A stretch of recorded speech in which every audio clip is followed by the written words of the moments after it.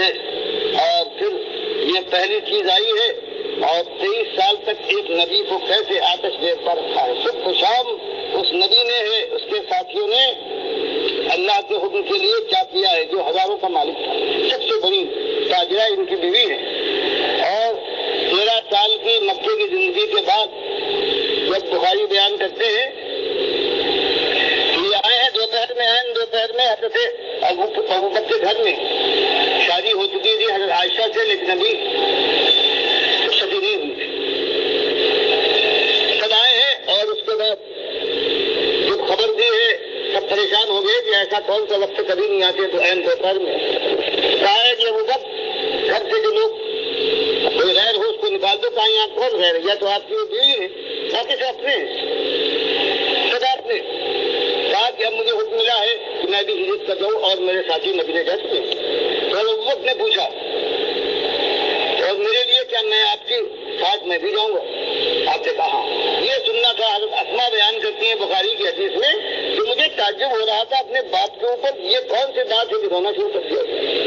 خوشی سے بے قابو ہوتے ہیں کہ نبی کے اتنے بڑے موقع کے اوپر مجھے شرف ساتھا ہے. وہ خوشی وہ کہتی ہیں کہ مجھے تعجب ہو رہا تھا میرا باپ بوڑھا ہو گیا ہے اور یہ رونے کی کون سی بات ہے. تو اس وقت حضرت ابوبکر نے کہا کہ مجھے امید تو تھی, اس لیے میں نے 2 اونٹنیوں کو خوب اچھی طرح سے ان کے کھلانے پلانے کا انتظام کر کے جمع رکھا تھا, بنا کر رکھا تھا کہ جب جانے کا ارادہ ہو ایک آپ کے کام آئے گی اور ایک میرے. تو اب حاضر ہے وہ دونوں آپ کے لیے. آپ کی اونٹنی بھی تیار ہے تیز رفتار, تو اس پہ آپ جائیے گا. مجھے صاحب نے فرمایا کہ میں ہجرت کرنا چاہتا ہوں لیکن اپنی اونٹنی تمہاری جو دی ہے تو یہ میرے ہاتھ بیچ دو. لیکن ابوبکر اس وقت میرے پاس قیمت نہیں ہے, تو میرے پاس قیمت تھوڑی ادھار لینا چاہتا. تو وہ نبی ہے جس نے اپنی بیوی کا سرمایہ کیا تھا لاکھوں کروڑوں کا. وہ نبوت کے بعد پھر یہ تجارت اور دعوت میں یہی فرق ہے. تاجر جو ہوتا ہے وہ ہر روز دیکھتا ہے کہ سرمایہ بڑھتا جا رہا ہے, خوش ہوتا ہے. اور جو تاجر ہوتا ہے تاجر کی بجائے اس کا سرمایہ دنیا پر کم ہوتا جائے گا تب وہ سمجھتا ہے بالکل ٹھیک جا رہا ہے. اسی لیے آپ دیکھتے مولوی دائی نہیں بن سکتا. یہ تو تجارت ہے. دائی دعوت اور تجارت میں یہی فرق ہے. دائی جو ہے وہ اپنا جتنا نچھاور کرتا ہے دنیا اور مال خوش ہوتا ہے کہ میں نے یہ کام کیا ہے اور یہ مجھے کرنا چاہیے. تو تب نبی صاحب کا یہ حال ہو گیا. اس طرح سے گئے ہیں ہجرت کی ہے. تو آپ دیکھ لیجیے یہ سنت ہے یہ.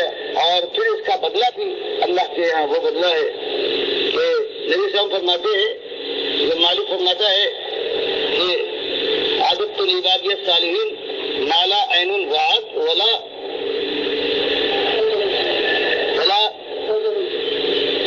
اذن سمعت ولا خطر على قلب بشر اقرؤوا ان شئتم فلا تعلم نفس ما اخفي لهم من قرة اعين جزاء بما كانوا يعملون. بخاری مسلم. جو مالک فرماتا ہے میں نے اپنے مومن مخلص خالص بندوں کے لیے جنت میں وہ تیار کر رکھا ہے جس کو کسی آدمی نے دیکھا ہے, نہ کان نے سنا ہے اور نہ کسی دل میں اس کا خیال آیا ہے. فرمایا نبی صلی اللہ علیہ وسلم نے بخاری کی ایک حدیث بہت سی حدیثیں آئی ہیں.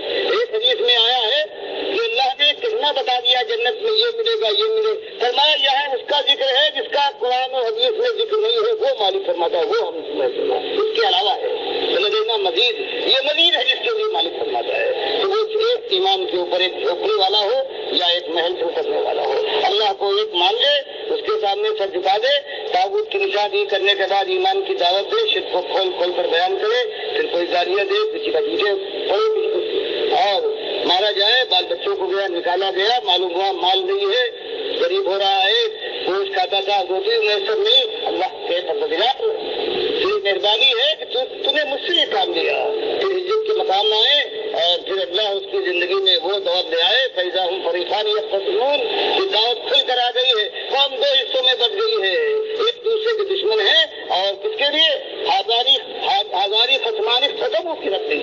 ان کی لڑائی صرف اللہ کے لیے ایمان اور کچھ کم ہوتا ہے. تو اللہ ہمیں بھی توفیق دے.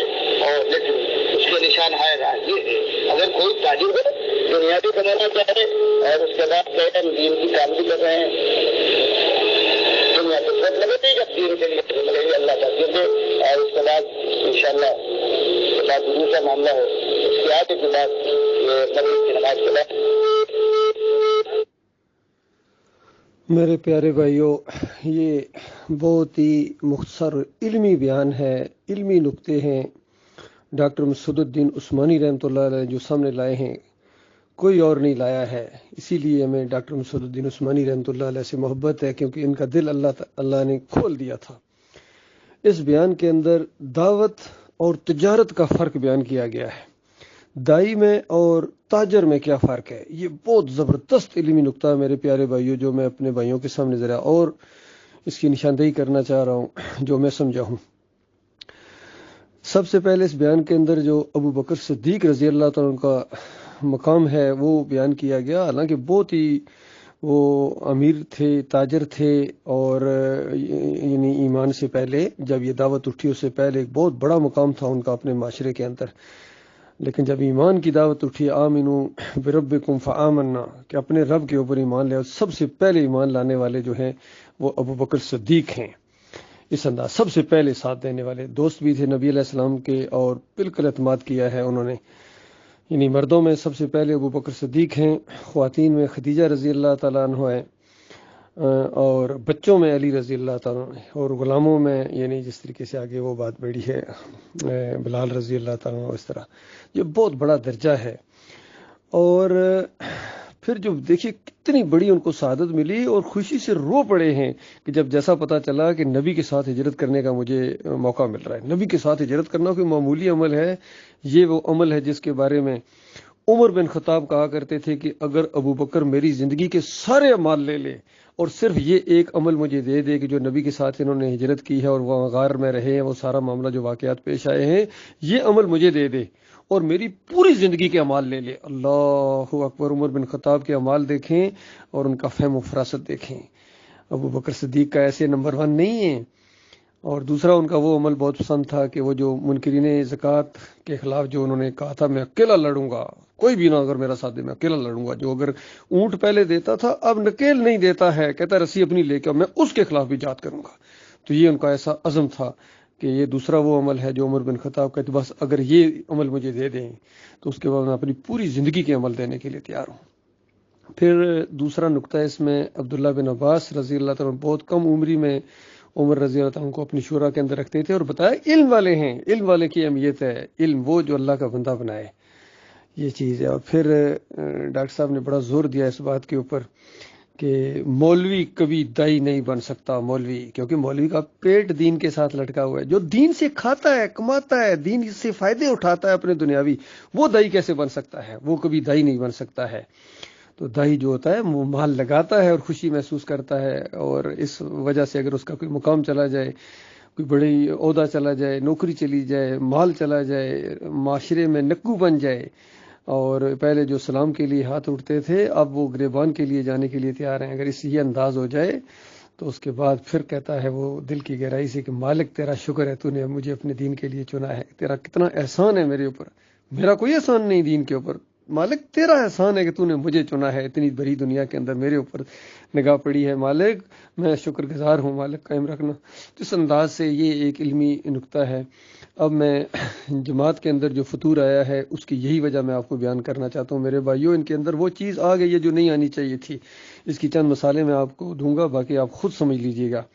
لاہور میں ایک دفعہ گفتگو کے دوران ملک سہیل نے یہ بات کہی کہ جب سے میں جماعت میں آیا ہوں میرے اوپر اللہ کی اتنی مہربانیاں ہو رہی ہیں، میرا مال بڑھ رہا ہے، میرا مال بڑھ رہا ہے. اچھا، مال اس لیے بڑھ رہا ہے کہ تو دین میں آیا ہے. مال لگاتا نظر اللہ کے راستے میں، ایمان کی قدر ہوتی تو لگاتا نا. بڑے بڑے پلازوں کے مالک تو بن گئے ہیں، لیکن ایمان کے اندر جب شرک لایا گیا تو صرف اس پوزیشن کو قائم رکھنے کے لیے شرک کا ساتھ دیا ہے. تو ایسوں سے اللہ تعالیٰ اپنے دین کا کام نہیں لیتا ہے.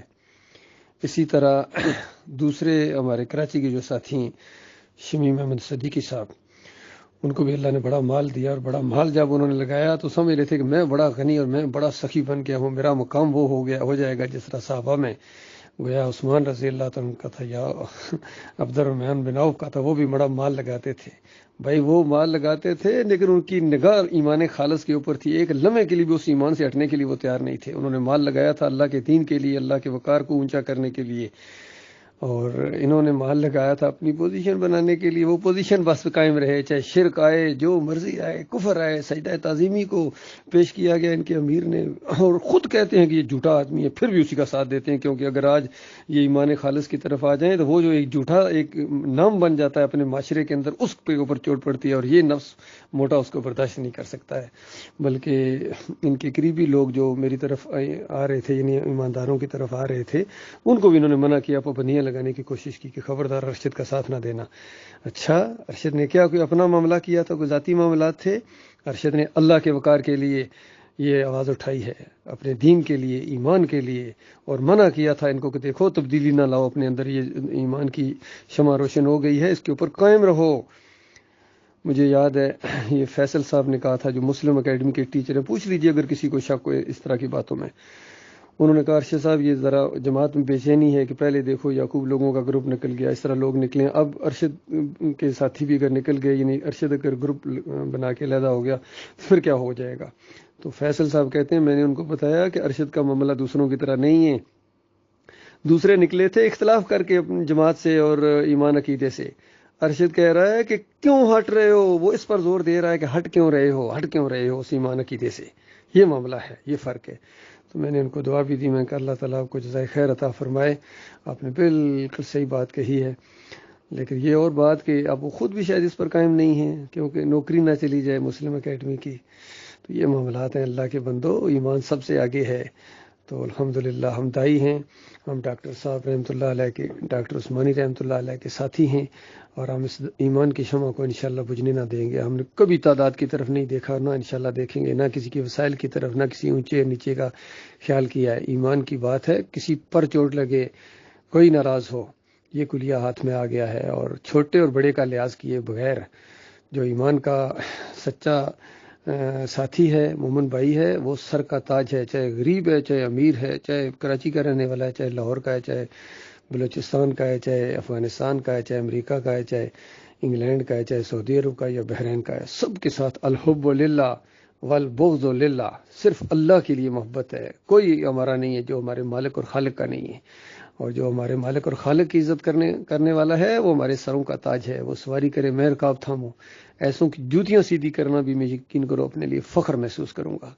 اور جو ایمان کی طرف نہ آئے، ایمان کو سیکنڈری حیثیت دے، ایمان کو پیچھے کر دے، اور اپنے امیر کو اور اپنے ماحول کو اور اپنے مفسرین کو اور اپنے اکابرین کو اور اپنے سٹیٹس کو آگے کرے، اپنی امیری کا روب ڈالے، یا اپنے کسی چودراہٹ کا، یا اپنی صدارت اور وزارت یا بڑی افسری کا روب ڈالے، تو وہ میرے لیے بالکل حقیر ہے، اور اس کے جوتے سیدھے کرنے تو بڑی دور کی بات ہے، میں وہی جوتا اٹھا کے اس کے سر پر ماروں گا۔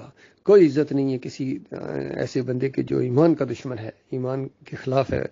ایمان عقیدہ اصل بات ہے میرے بھائیوں، انشاءاللہ ہم اسی کے لیے جی رہے ہیں اور اسی کے لیے مر رہے ہیں۔ یہ بہت ہی مضبوط پلیٹ فارم بن گیا الحمدللہ۔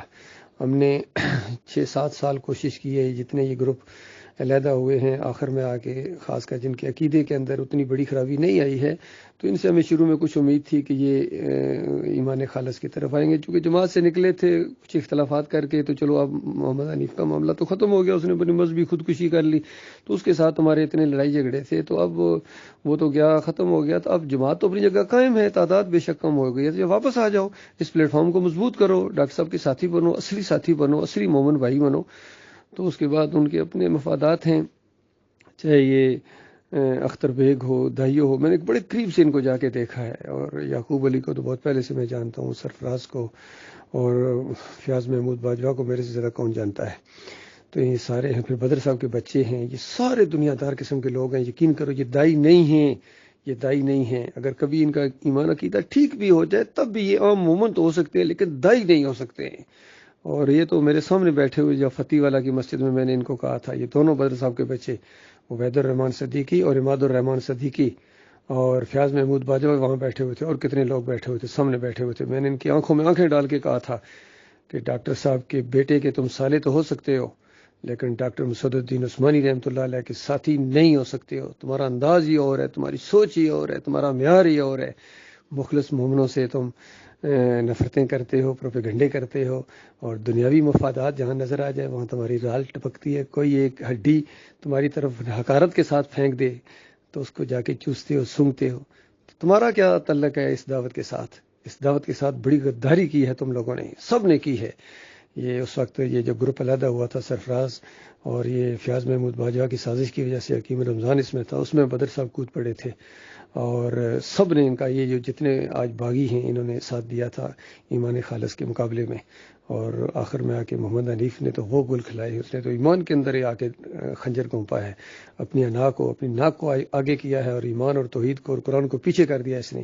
تو پھر ہم سے یہ امید رکھتے ہو کہ ہم تمہیں امیر محترم کہیں گے؟ کچھ لوگوں نے کہا کہ ہمارے امیر محترم کے خلاف وہ تم الفاظ استعمال کرتے ہو، وہ الفاظ اس زمین پر موجود نہیں ہیں جو اس کے لیے استعمال کیے جانے چاہیے.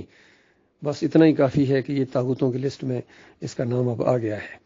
جو عمر بن لئی الخزائی نے جو کام کیا تھا کہ امت ابراہیم علیہ السلام کے اندر شرک کا انجیکشن دیا تھا، مومنوں کے اندر شرک لایا تھا، اور وہی کام اس امت کے اندر احمد بن حنبل نے کیا. محمد صلی اللہ علیہ وسلم کی امت کے اندر شرک کا انجیکشن دیا، قبر پرستی کا، عود روح فی القبر کا عقیدہ اس نے ایجاد کیا جھوٹی روایتوں کے ذریعے، اور اس کو پھیلایا. پھر اسی کو آگے بڑھایا ابن تیمیہ نے، ابن قیم نے، ابن حجر عسقلانی نے، امام نووی نے، اور پھر اعلیٰ حضرت نے، اور ابو العلا نے، اور ڈاکٹر اسرار نے، اور علی انجینئر بھی اسی کو آگے بڑھا رہا ہے. یہ سب، یا یہ مولوی اسحاق ہو، اس طرح اس ایمان عقیدے کے دشمن گزرے ہیں. طاہر القادری ہو، طارق جمیل ہو، تقی عثمانی، سارے اس کے اندر جتنے لیڈر ہیں، یہ سیاسی لیڈر ہوں، عسکری ہوں، یا یہ دوسرے ہوں، مذہبی لیڈر ہوں، فضل الرحمان ہوں، سارے کے سارے ایمان کے دشمن ہیں. کہ ایمان عقیدے کی کوئی بات نہیں کرتا ہے. عمران خان ہو، عمران ریاض ہو، حقیقت ٹی وی والے ہوں، یا مقبول جان ہوں، کس کا نام لیا جائے، جس کو بھی دیکھو اللہ کا دشمن، ایمان کا دشمن، اور خالص دنیا دار ہیں. یہ تجارت ہے ان کی، کاروباری ہیں، اور دائی میں اور تجارت کرنے والے میں بڑا فرق ہوتا ہے. الحمدللہ ہم ایمان کے راستے کے دائی ہیں، اور ہماری دعوت اسی نقطے کے اوپر ہے کہ لا حکم الا واحد، لا الہ الا هو الرحمن الرحیم. اس کے علاوہ ہمارا کوئی معاملہ نہیں، ہمارا کسی پارٹی سے کوئی تعلق نہیں ہے، کسی سیاسی گروہ سے ہمارا کوئی تعلق نہیں ہے. ہمارا وہی عقیدہ ہے جو آخری نبی محمد صلی اللہ علیہ وآلہ وسلم نے اختیار کیا، سارے انبیاء کے یہی دین ہے، یہی سنت ہے، اور پھر صحابہ اکرام نے جس کو اختیار کیا. ابو بکر صدیق نے، عمر بن خطاب نے، علی رضی اللہ تعالیٰ نے، عثمان رضی اللہ تعالیٰ نے، خالد بن ولید، ابو عبیدہ بن جراح، جتنے ہیں عشرہ مبشرہ ہیں، اور پھر تابعین ہیں، تبع تابعین ہیں، ان کے راستے کے اوپر ہمارا معاملہ ہے. یہ ان کی عزت ہے ہمارے دلوں کے اندر. ان جیسا کوئی بھی نہیں ہے، رہے ان کے یہ بابے اور اکابرین، اور تو یہ تو کوئی شے نہیں ہے، بالکل ان کا دین سے کوئی تعلق نہیں ہے. اللہ تعالیٰ ان کی شر سے انسانیت کو محفوظ رکھے. آمین یا رب العالمین.